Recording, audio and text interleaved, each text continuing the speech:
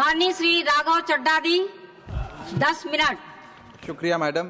Tax to live, tax to die and tax everything in between.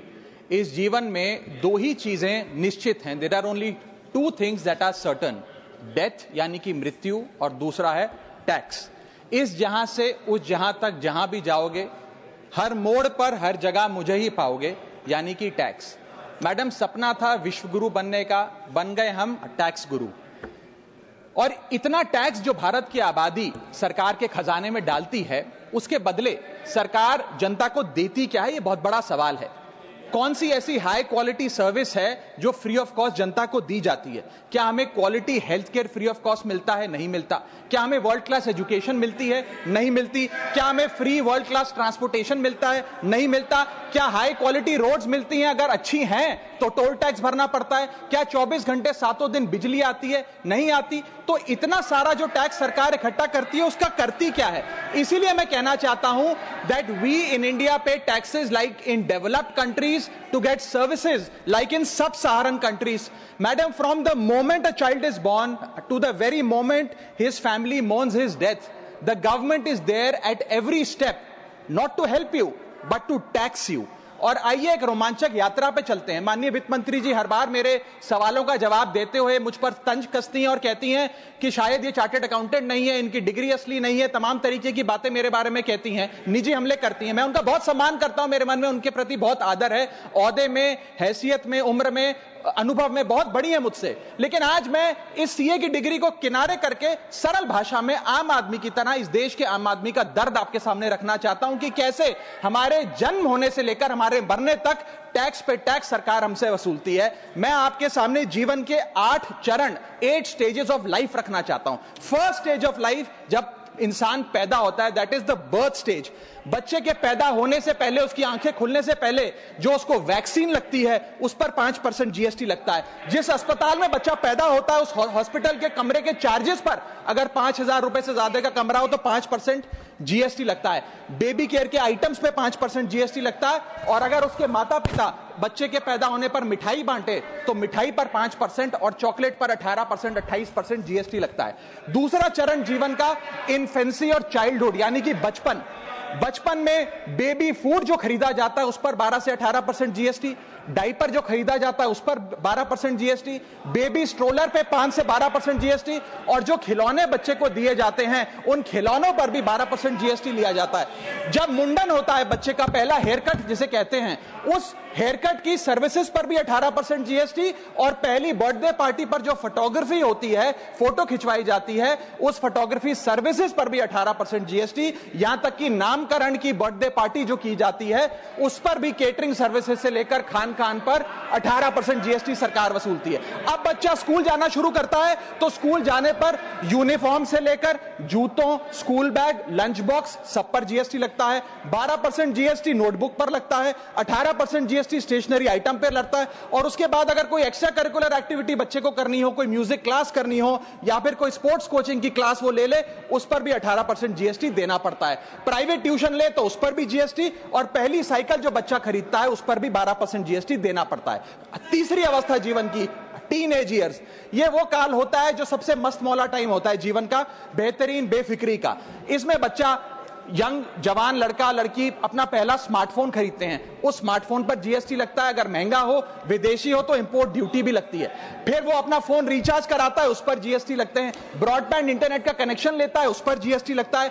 Netflix, Spotify या video game की subscription लेता है, उस पर भी जीएसटी देना पड़ता है। और अगर अपने दोस्तों के साथ पिक्चर देखने बाहर जाए तो पिक्चर की टिकट पर जीएसटी, एंटरटेनमेंट टैक्स और पॉपकॉर्न पर भी जीएसटी अब लगने लग गया है। तो तमाम तरीके के सॉल्टेड कैरेमल पॉपकॉर्न पर भी सरकार आपसे जीएसटी वसूलती है।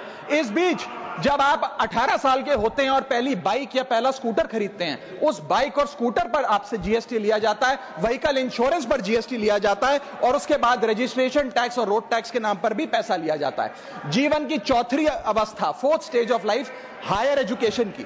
इस हायर एजुकेशन की अवस्था में आप यदि प्राइवेट कॉलेज में पढ़ रहे हैं तो प्राइवेट कॉलेज की ट्यूशन फी पर जीएसटी लगता है। हॉस्टल में रह रहे हैं या पीजी का रेंट भर रहे हैं तो उस पर जीएसटी लगता है। स्टूडेंट लोन की प्रोसेसिंग फी पर जीएसटी लगता है, किताबों से लेकर लैपटॉप तक जीएसटी लगता है। और अगर माता पिता संपन्न हैं और बच्चे को विदेश भेजते हैं पढ़ने के लिए तो फॉरेन रेमिटेंस पर टैक्स कलेक्टेड एट सोर्स सरकार लागू करती है।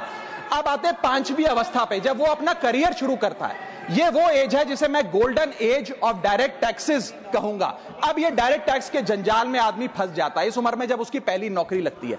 तो नौकरी में आमदनी अनुसार उसके स्लैब रेट के हिसाब से उस पर टीडीएस पहले काटा जाता है, मानो जेब काटी जा रही हो, और फिर इनकम टैक्स वसूला जाता है। जब पहली बार उसको पगार मिलती है, वेतन मिलता है, वो माता पिता या दोस्तों को बाहर खाने पे ले जाता है, पिक्चर दिखाने ले जाता है, उस खाने के बिल पर भी सरकार जीएसटी वसूलती है। और जैसे जैसे उसकी सैलरी बढ़ती है वैसे वैसे स्लैब अनुसार उससे इनकम टैक्स वसूला जाता है। इसके बाद आज वर्क फ्रॉम होम का कल्चर चल रहा है, तो वर्क फ्रॉम होम में इंटरनेट बिल्स हो, ब्रीफकेस हो, लैपटॉप हो, इन सारी चीजों की खरीद पर सरकार जीएसटी लेती है। और अगर आप ये पैसा निवेश करें, इस निवेश करने पर आप कोई भी फाइनेंशियल इंस्ट्रूमेंट खरीदें तो सिक्योरिटी ट्रांजैक्शन टैक्स के नाम पर, मैडम मेरा समय जा रहा है, कोई फाइनेंशियल इंस्ट्रूमेंट खरीदे तो फाइनेंशियल इंस्ट्रूमेंट की खरीद पर सिक्योरिटी ट्रांजैक्शन टैक्स, उसकी ब्रोकरेज पर जीएसटी और फाइनेंशियल एडवाइजरी पर जीएसटी। और जब आप ये फाइनेंशियल इंस्ट्रूमेंट बेचते हैं तो उसके मुनाफे पर सरकार आपसे कैपिटल गेन टैक्स वसूलती है। यहां तक कि